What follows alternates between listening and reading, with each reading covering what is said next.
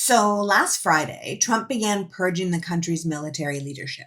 As soon as he took office, he immediately fired U.S. Coast Guard Admiral Linda Lee Fagan, giving her just 3 hours to vacate her home on the base. On Friday night, he continued that purge by firing the Air Force Vice Chief of Staff, the Chairman of the Joint Chiefs of Staff, and the Chief of Naval Operations Admiral, who the last two, the Secretary of Defense, claimed they only had their jobs because one was black and one was a woman. The Trump administration replaced the highest ranking, most senior military officer in the United States Armed Forces, the principal military advisor to the president, the National Security Council, the Homeland Security Council, and the Secretary of Defense with a man who held none of the assignments required to do that job.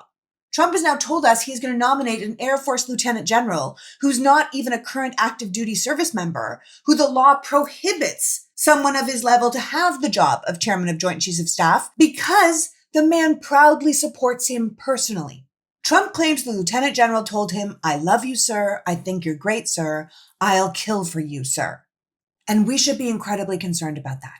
Incredibly concerned that Trump appears to be purging military officers only to replace them with loyalists without the experience or temperament for the job.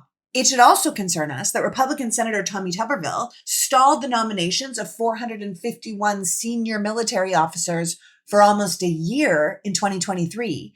And in mid-February, Trump purged the advisory bodies of all military academies, claiming they had been infiltrated by woke leftist ideology.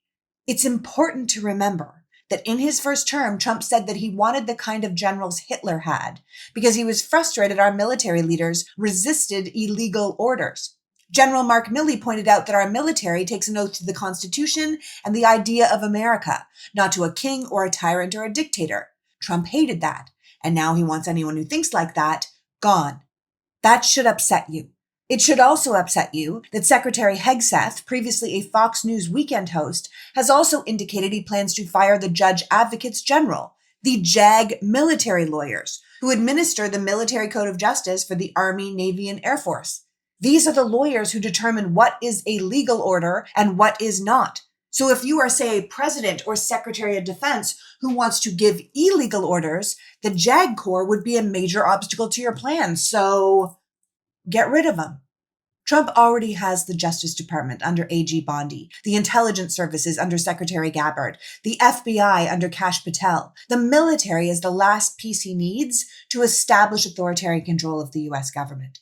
Military observers have pointed out that purging an independent, rules-based military in favor of a military that is loyal to a single leader is a clear step towards something truly terrible. We already have a Secretary of Defense who has refused to say he would abide by the Geneva Convention and refused to condemn torture, and seems willing to use the U.S. military against the U.S. citizens.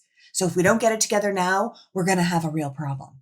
As always, I would say call your representatives, talk to your military family, rally veterans who know what they pledged an oath to before it's too late, because we need to push back here and we need to do it big and loud and now.